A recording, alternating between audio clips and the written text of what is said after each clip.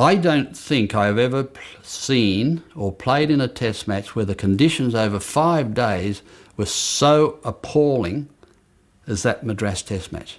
It was terrible. You know, the humidity was bad. We're there at the wrong time of the year. That Buckingham Canal outside the ground stunk every time there was a breeze come up. The Buckingham Canal runs right alongside the stadium. It was an old waterway for traders in the time of the British that has now become an open sewer as a result of the sprawl of urban Madras, overflowing into the nearby Bay of Bengal. The waft that was coming across the ground from the Buckingham Canal, where there was sort of these mysterious gases and green slime sort of slowly moving around the ground in this canal. It's suffocating enough, but then as the breeze comes from the wrong direction, the Buckingham Canal does play its role just to add to the mysteries of India, if you like, just the stench coming out of the open sewer that is the Buckingham Canal.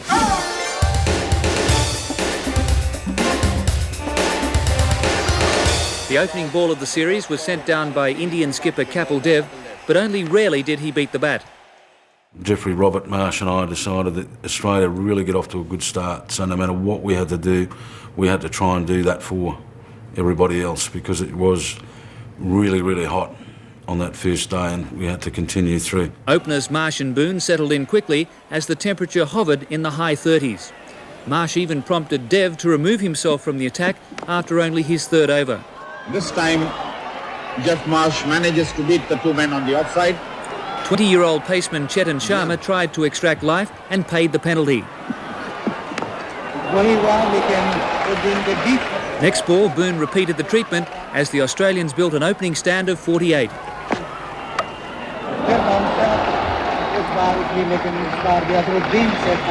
Dev had introduced spin after only 7 overs and he was finally rewarded.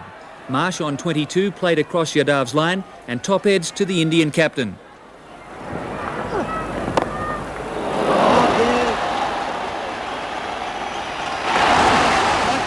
We'd pretty well established our opening pair with Boon and Marsh, and who was going to fill that pivotal number 3 role. I get this call from the skipper, Alan Border, come to my room. Went to his room, he said, sit down, you want a drink? Thanks. So we sit down, had a Pepsi or water or something, we were just talking, and he said, right, you're my number 3 for the next couple of years. Do you want it? And he looked me down the barrel, do you want it? I said, well, I've been waiting 2 years. The thing that sort of swayed me was he was a very good player with spin bowling, used his feet very, very well, had all the shots, was prepared to advance down the wicket to get after spinners. And so that's, in my mind, tipped the scales in his way. A number 3 positions, just think of the people who batted number 3 for Australia in the past. And think about what you do, you've got to do the stuff that they did. I'll keep thinking of Bradmans and Chappells and all these type of stuff, And he was absolutely rapt to be given the opportunity again to bat at 3, pivotal role. He knew he had my confidence and support, so I think he left the room just, 10-foot tall, bulletproof, ready for action. After 1 hour of talking to me about what's required as a test cricketer and as a test batsman, a number 3 batsman, I walked out of that room feeling 10 foot tall. I just thought I was invincible. I just felt Alan Border put a red coat around my neck and put number S on the front. Newly promoted Dean Jones made the most of his chance and punished anything loose. Nice job. Full toss, Managa, straight right. David Boon was Australia's first-day hero with a mostly patient but sometimes savage innings of 122. Sharma seemed determined to expose Boon's hook shot, but with no success. Does the same thing again and gets away with it again. As Jones and Boon went on the attack, the stifling heat took its toll. It was so hot and the energy levels were just completely sapping out of us, because it's a bit like a tennis player playing the serve and volley game. I knew it was hot. Halfway through between lunch and tea, when Chris Reedkamp, a local, he said, you know how hot it is here, Dino, today? I said, no. He said, when I was driving here this morning, I saw the rats running away. All the local rats. I know it's hot then. The heat in Madras. Chennai, there are only 3 weathers, hot, hotter, hottest. So it belonged to the hotter category. You can normally cope with a clean, hot heat, but when that humidity, which it does in Madras, gets very high, it's like walk a lap and the sweat starts coming through the eyelets in your shoes. and it's very taxing. David Boon's 100 was his third in Test cricket and was finally helped by some Indian generosity. I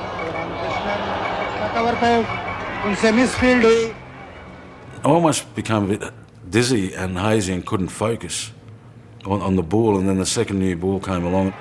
In desperation, Kapil Dev finally took the new ball just before stumps, and Sharma got the message. A magnificent hand by the young Tasmanian, including 21 fours. So I was really disappointed to get out at that late stage, and Ray had to come in as the night watchman for about 15 minutes. But pleased to get 100, but disappointed to get out in that fashion. I look up and get a bit of a shake, and there he is telling me to get the pads on, and I just sort of started to get butt out, and he just said, just do it. So when the captain tells you to do it, you just did it.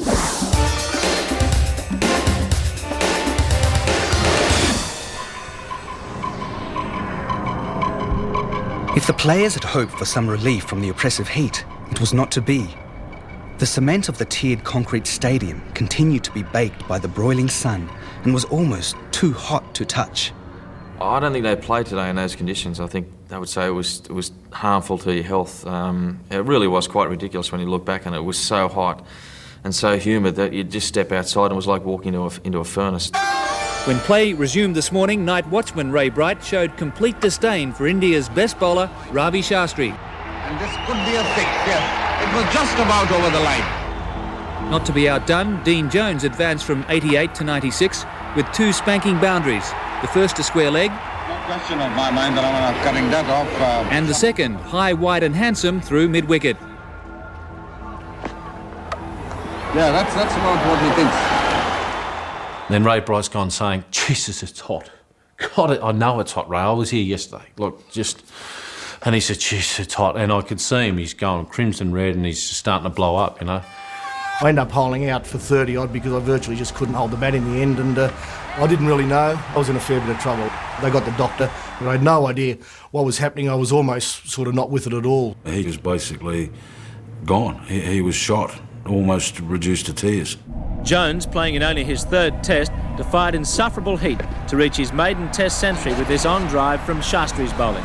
It was the achievement of a player who had learnt to curb impetuosity and work for his runs. Look at that. I was thinking, I've made 100, test 100. You made it. But my brain was saying, hang on, there's more to come here. I'm not worried about the 100. I want to get more.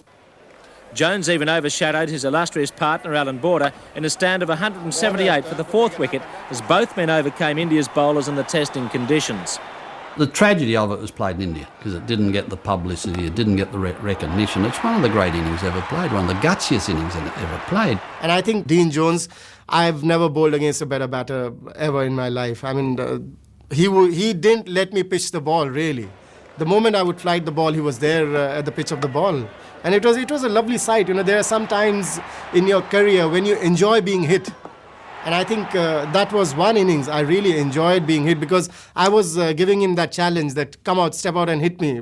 And he would accept it every time. It got to a stage where I started to cramp up in my hands, and you get pins and needles in your hands, and your hands start to go up like that. And you push your hands out trying to stop the cramping. And then I swept one and I started to cramp up in the back leg, and then it started to cramp up my back. And it got to the stage where I think I was in the mid-170s or something, and I knew I was in trouble because I started to urinate in my pants and I couldn't stop it. They would hit me for a boundary, go to mid-wicket, vomit, come back, do that again. It was amazing. I mean, I was just thinking that he's going to get out, he's going to get tired, but he never did.